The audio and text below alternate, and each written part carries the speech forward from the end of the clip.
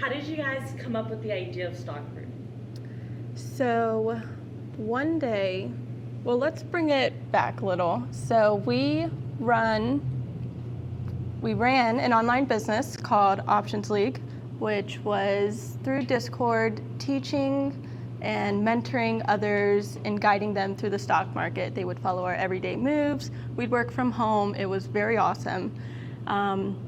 Working from home, I always say, is a luxury, but when you're staring at four walls for 5 days out of a week, 9 to 5, which wasn't always like that, but just saying, it would just drive you a little insane sometimes. So we would go out to coffee shops and do our work somewhere else other than home.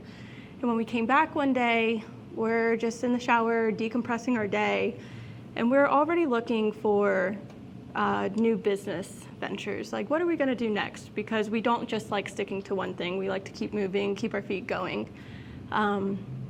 So we just thought, why not combine two of the things we love most? We love stocks, we love financial literacy, we're realtors.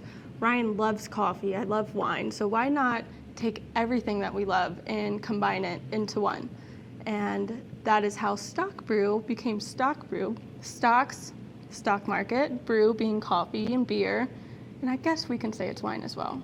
That's awesome. And That's working from the computer 12 hours a day can take a mental health toll as well. I agree with you. You need to have something tangible, brick and mortar, so get out of the house. And we definitely wanted to challenge ourselves. That was one thing. So we've always had online businesses. Ryan's done a lot of online work, and we've never had a tangible physical business. Get up and go and do it, and blood, sweat, and tears. That leads us to the next question. What challenges did you face? Whew, I got this one. Permitting process was one of the major ones in terms of getting approval for our beer and wine, getting approval from the DBPR for our food. Another one was we faced problems with general contractors in the beginning, so we decided that we're going to do it all ourselves. So in which we did. GCs, they tend to have they tend to want more than what they give out. So there's a lot of taking, but not a lot of giving in terms of their actions, or if they're working hard, or if they're putting things like where they should be and aligning electricians with plumbers, and everybody's in the same circle, and they cost a significant amount. So it's like having a car that's your baby. If you work on it your whole life, you're not going to sell it because that's your baby. And we're like building your own house from scratch. So we decided we're going to build it from scratch, and we did. So now this is our baby. There's more value into it than just buying it brand new or buying a franchise. I think one of the other challenges is us being young. A lot of people were so surprised that two young people could open up something like this. A lot of people think owning a business, especially at the scale of this one, is unreachable at our age. So in our build-out process, a lot of people wanted to take advantage of us, and that's also what led us to doing the whole build-out ourselves, because we didn't get here from not being knowledgeable. Right. We know our worth, we know what things are worth, and we know when we're getting taken advantage of. So taking advantage, how did people take advantage of you guys? So in terms of taking advantage, it would be when you're younger, you're usually not as much educated, they think. And that's one of the ways by, like, let's say, for example, like the older generation. Yeah. Of course, they don't know, they haven't experienced. What does this person know about how much wood costs, or contracting? Do they know the square footage of this, the price for that? Do they know that you need architectural plans, you need to get those stamped off on, and that it really costs $2,000, but we'll charge them $7,000?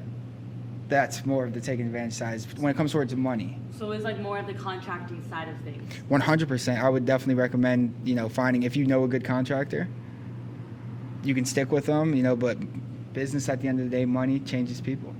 Yeah. And that's kind of what happened. They get money hungry, and they start acting like just because you're young, you do not know, you're not educated, you're not financial literate. All the information's out there. All you gotta do is take advantage of it. What emotions did you guys feel the day of the grand opening? Whew. So 2.5 months on a build out. of blood, sweat, and tears. I literally caught ammonia. So I was in the hospital because I had ammonia in my lungs from the mold that was in here, from ripping up the vinyl flooring all the way down to, cleaning of the walls, mold remediation.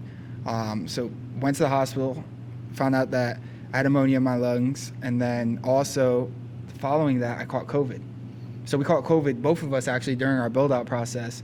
And we're completely catching COVID together was one of those things where who's gonna go and get the food? Who's getting the Tylenol, Dayquil, Who's somebody. taking care of who? Yeah, it was one of those things. So, that was very emotional toll from actually doing the build out. On top of that, we faced so many problems with just permits in general. So it's like building up. One of the things that we love is the struggle.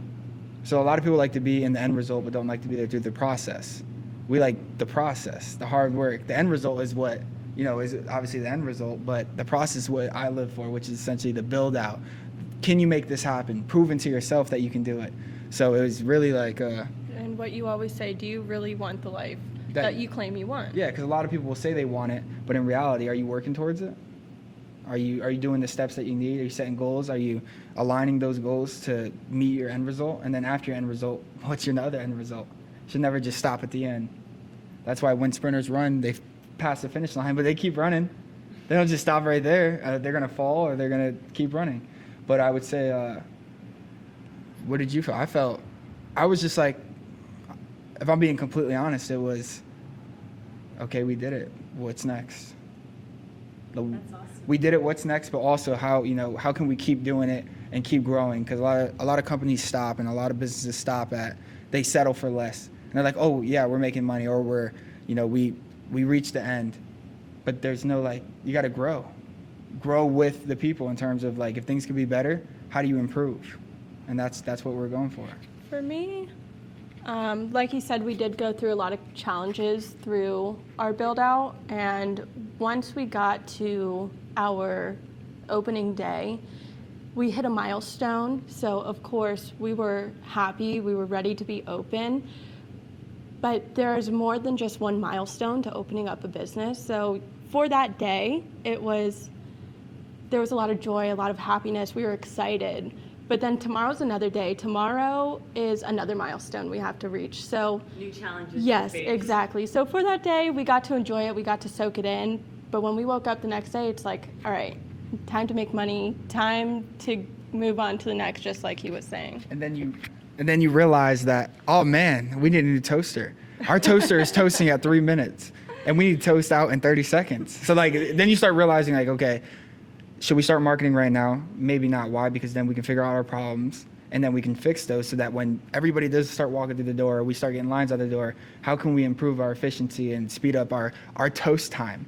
Our ticket time. Yeah, just little problems. So that's where I think a lot of companies struggle with is they kind of market too quick and try to grow so quick rather than figuring out their problems. And then after they figure out their problems, then they start the growth aspect. They start expanding right away and start just trying to passion over profit. Moral of the story, passion over profit. Obviously a sign of relief. We felt good.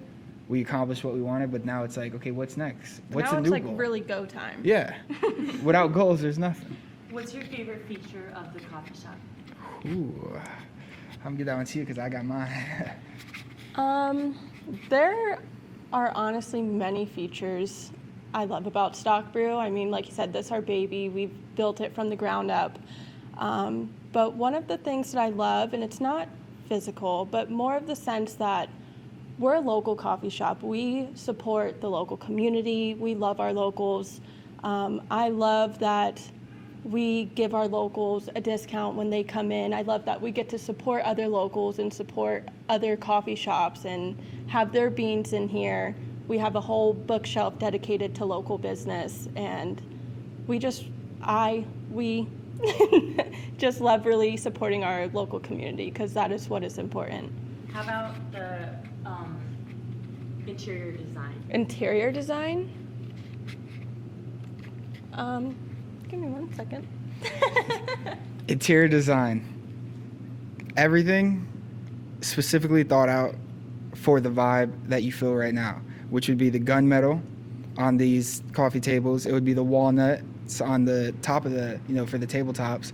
So gunmetal chairs, gunmetal bar stools. We have the dual benches right there that convert into picnic tables. the margin call, the stocks, everything is financial literacy. It's inspiring. It's motivational. It's so that you know, in terms of when you walk in the door, this is stock market theme. There's a giant credit card over there, custom made stock brew. It's American Express Century on card, If you were to black pick card. one feature of the coffee shop, what would it be? It would have to be. I think you said it, the American Express card. American Express card is pretty cool, but it would have to be the margin call right there on the wall, the 4-foot margin call right near the door. And the reason is because that hammer that's sitting there, that's gold, was my hammer for 7 years. That was in my toolbox, so I took And that. that is what we use during our build-out process. Yeah, and it's the same hammer. So I mean, the margin call it's well known in the in the trading world, but also like there's a lot of that hammer is literally the hammer that was used to build that bookshelf, that was used to put up every single canvas, the one that I smashed my hand with because I missed the nail. I mean, blood, sweat, and tears is on that hammer, and it's 7 years old. If I had to pick a feature in here, and we're not talking design, are we? Or are we talking about? Just canvases, and bookshelves. Stuff. Because my favorite thing in here is the espresso machine. Ooh. And without the espresso machine, there wouldn't be any coffee. That is the powerhouse What type to of stock brew. What type of espresso machine is it? It's a La San Marco 105 E-Touch, 2-group, and it is my baby. That's funny. That's funny that you knew that. Why? Because I didn't think you knew that. Oh, I do. It's your favorite feature. It's your favorite feature. That's amazing. What's your favorite type of espresso? Or is there only one type of espresso? There are different types of espresso. We utilize one. It is from Island Roasters in New Smyrna Beach. It is an espresso blend. It's Java and Nicaraguan. It's more of a darker roast than typical coffee shops like to use, but it works for us. We love it. It is amazing. I think I've had it like once or twice, and that's the entire day. I'm like, it's like the best thing ever. I agree with you. Are you a one-shot or a double-shot espresso? Ooh. Type of gal? I am double shots on most days. If I am really struggling through that day, I will put a quad shot in my drink. So 4 shots of espresso. Ryan, on the other hand, drinks a whole bunch of coffee. So, are you a double or single shot espresso? I'm more of a quad times 2, So 8 shots times 3. times 3. So Yeah. 24 shots. So whatever the 8 times 3 is. 24 shots. Yep, that's it. So you drink 24 shots of espresso. No. So I drink 6 cold brews, 16 ounce. I just love caffeine. I can do 2 Red Bulls, 6 cold brews. I can do a quad shot mocha and then another one after. His new favorite one is a Nitro Bomb. And that is a double shot of espresso with probably about 4 ounces of nitro. And it's very similar to a Jaeger bomb, but without alcohol. You have to try. So it is a very quick pick-me-up. I tried it, and I was wired the whole entire day. What is it called? A Nitro Bomb. Nitro Bomb. I Okay. felt my heart pounding like this And all meanwhile, day. I'm not a zombie whenever I wake up. So it's like I'm already energized. So you can imagine having energy and then already having energy even on top of that. That's what the Nitro Bomb does. Final question. What are your future plans for Stock Brew? There's so many we could. Oh man. So one thing we don't want to do is franchise out. And the reason we don't want to franchise is because it takes away from that community aspect in which, say for example, we're going to bring them up, the big SB.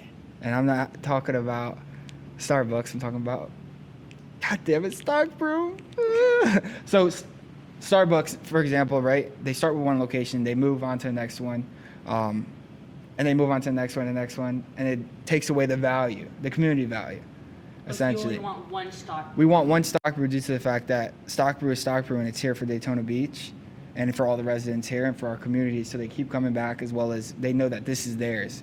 They just want something that is tangible, that they can hold and hold dear to them in terms of that business is that business, and we know it's not a franchise. So we won't franchise out, right?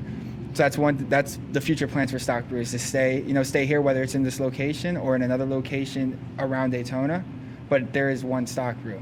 But if we were to open up a new coffee shop or a new coffee house and wine bar, it would be specifically targeted towards that city. Say it was in Orlando.